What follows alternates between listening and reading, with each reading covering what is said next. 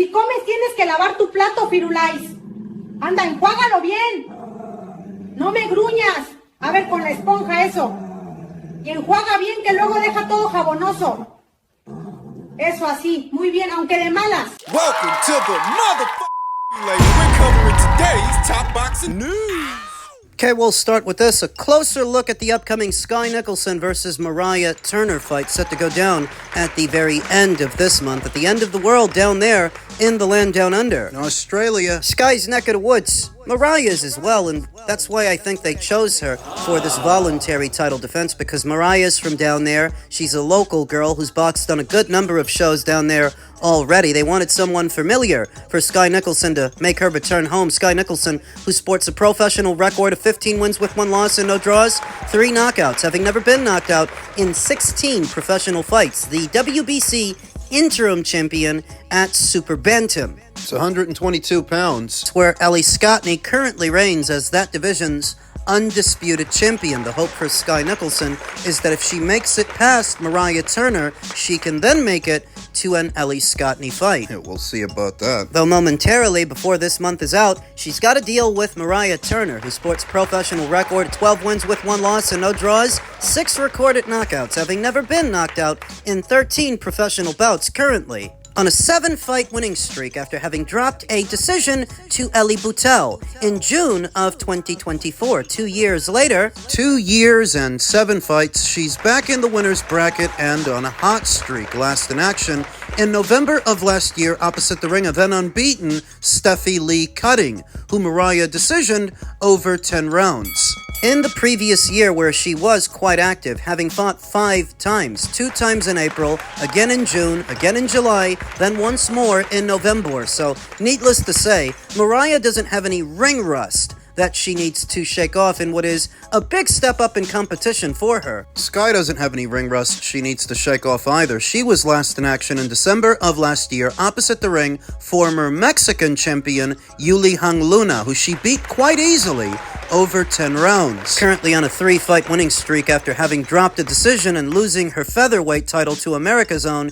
Tiaria Brown. Skye has since moved down in weight from 126 down to 122, and she's on a 3-fight winning streak. So will she be able to beat Mariah Turner as easily as she just beat Yuli Hang Luna? I think so. And it's not because Mariah Turner isn't a good fighter. She's a good fighter, but she's not really competing at the same level as Skye Nicolson. She's still domestic level, has the look of a mid-range to inside boxer puncher. Effective at least at domestic level. And the thing about being a mid-range to inside fighter is fighting Skye Nicolson. The hard part is getting there. The hard part is getting close enough to land punches. I haven't seen the fighters side by side yet, but I get the impression that Skye is the more long and limber fighter of the two, whereas Mariah Turner is a little bit more compact. And that doesn't help the situation. She really isn't a bad boxer. She shows promise, but fighting the kind of girls that she has been fighting, to then fight somebody like Skye Nicolson, who's a lot more world-traveled. By now, everybody knows what they need to know about Skye. She's not going to make it easy for you to get within striking distance. She's not going to stand there and wait for you to close the gap and put punches out there. She's going to stay on the balls of her feet, moving around, sticking jabs out there, check hooks out there. Mariah Turner has to pressure her. She's got to turn it up. And at only 12-1, facing mostly domestic-level girls in Australia, I'm not sure that she can effectively make that adjustment. Be that come-forward pressure fighter, throwing caution to the wind, winging shots, making Skye Nicolson uncomfortable. I'm not sure that Mariah Turner can do that. So a Skye Nicolson points win is likely. Cruising to a points decision, on her toes, moving around, using the jab, what she normally does. She recently inked a long-term deal, an extension really, with Matchroom, where she will be spending the foreseeable future. And simultaneously, Matchroom just inked a long-term deal with Foxtel down there in Australia, so I could see a situation where Skye Nicolson fights at home a lot more often. People don't really take stock of just how world-traveled Skye Nicolson is. She's fought in the United Kingdom, she's fought in the United States, at least once in Mexico, once in Saudi. Not a lot of Aussie boxers compete at the level of a Skye Nicolson and simultaneously jet set as much as Skye Nicolson. She's really something. I'm not big on her base style, but I do like her attitude, and I like her chances in this fight. Sorry to say, Mariah, I don't think she's going to be the one that beats her. She's not going to be the one that takes that WBC interim title from her. No, sir. I like Skye Nicolson conservatively to win a points decision. Elsewhere in the world of boxing, Floyd Mayweather's money woes continue to make the headlines as he sued over an alleged $105,000 unpaid private jet bill. A charter company claims the boxing legend failed to pay for private aviation services. Floyd Mayweather is facing fresh legal trouble, this time tied to an alleged unpaid private jet arrangement. According to a complaint filed in LA County, Jet Set Aircraft Inc. is seeking more than $105,000 from Mayweather and several codees over services connected to a 2025 charter. The lawsuit names Mayweather, his company TBE Aviation, and others, alleging they failed to cover costs after requesting and using private aviation services. The filing outlines a series of claims, including breach of contract, unjust enrichment, and fraud, and argues that the defendants accepted the services but failed to fulfill their payment obligations. The company says it provided a range of aviation-related support, such as pilots, fuel, maintenance, and flight coordination at the defendant's request. Court documents state that the total amount owed is at least $105,690.01, with the plaintiff seeking repayment, interest, and additional damages. The complaint also alleges that promises were made to ensure payment would be handled, but those assurances were not honored. An itemized invoice included in the filing details various charges tied to the trip, including flight planning, fuel, crew services, and maintenance-related expenses, which together make up the disputed balance. The lawsuit further claims that those involved were aware of concerns about payment practices, alleging that services were accepted with the expectation of compensation, only for payment to ultimately not be made. The latest case adds to a growing list of legal and financial disputes involving the boxing icon in recent months. Despite earning hundreds of millions over the course of his career, Mayweather has been hit with multiple claims tied to unpaid bills and financial disagreements. As of now, neither Mayweather nor his representatives have publicly responded to the latest lawsuit. It's getting more and more commonplace to hear about Floyd Mayweather's debts. Stories like this circulating publicly that in spite of everything he earned in his career, he owes a lot of people money, and he may not have a lot left to pay them. Not after claiming that his longtime advisor, Al Heyman, alongside Showtime, robbed him of his millions, something to the tune of $340 million.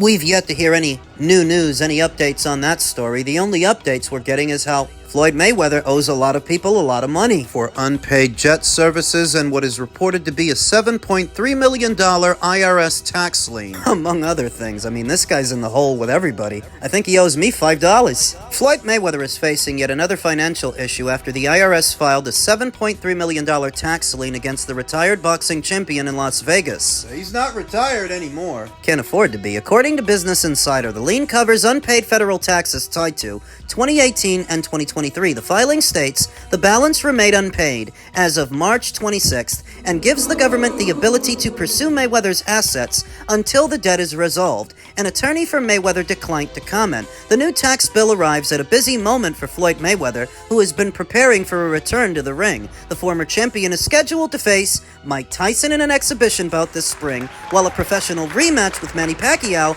is currently set for September at the Sphere in Las Vegas. That Pacquiao fight has already become the subject of controversy. Manny Pacquiao's team recently claimed that Mayweather accepted advanced money for the bout before later attempting to change it from a professional fight to an exhibition. Jasmine Thor, CEO of Manny Pacquiao Promotions, told ESPN that Mayweather signed for a professional fight and alleged that he is now in breach of contract. The latest IRS filing is also part of a much larger pattern of legal and financial disputes surrounding Mayweather in recent months. Earlier this year, the 49-year-old was sued over nearly $338,000 in allegedly unpaid rent for a Manhattan duplex at the Baccarat Hotel and Residences. The apartment reportedly costs approximately $100,000 per month. Layla Sentner, one of the property owners, said she spoke with Mayweather after months of missed payments. He was surprised. She told Business Insider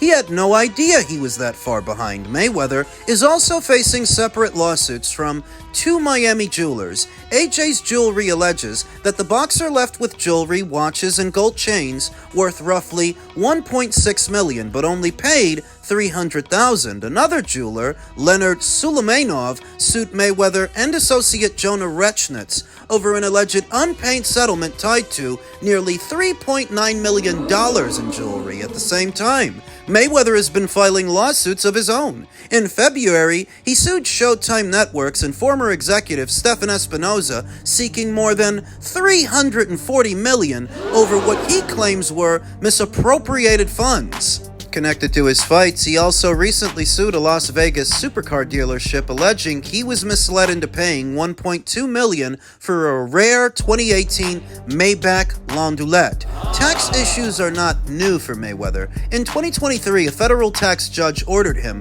to pay $5.5 million in deficiencies and another $1.1 million in penalties tied to his 2017 taxes. He previously reached a $22.2 million settlement with the IRS over what were his 2015 tax bills. The same year he fought Pacquiao for the first time. Despite the growing list of claims, Mayweather's attorney has maintained that the boxer is not experiencing financial strain. Oh, really? Is that why he's decided to unretire at age 49 to fight Manny again? Which he never really wanted to do. He never wanted to give Manny a rematch, but now he kind of has to. Not experiencing financial strain, my ass. From the look of it, the amount of people that he owes money, it might completely absorb his fight purse for the Pacquiao fight, the Pacquiao rematch, if it even happens. As Manny Pacquiao Promotions CEO Jas Mathura has revealed on Inside the Ring that Floyd Mayweather and Manny Pacquiao must finalize their deal for a rematch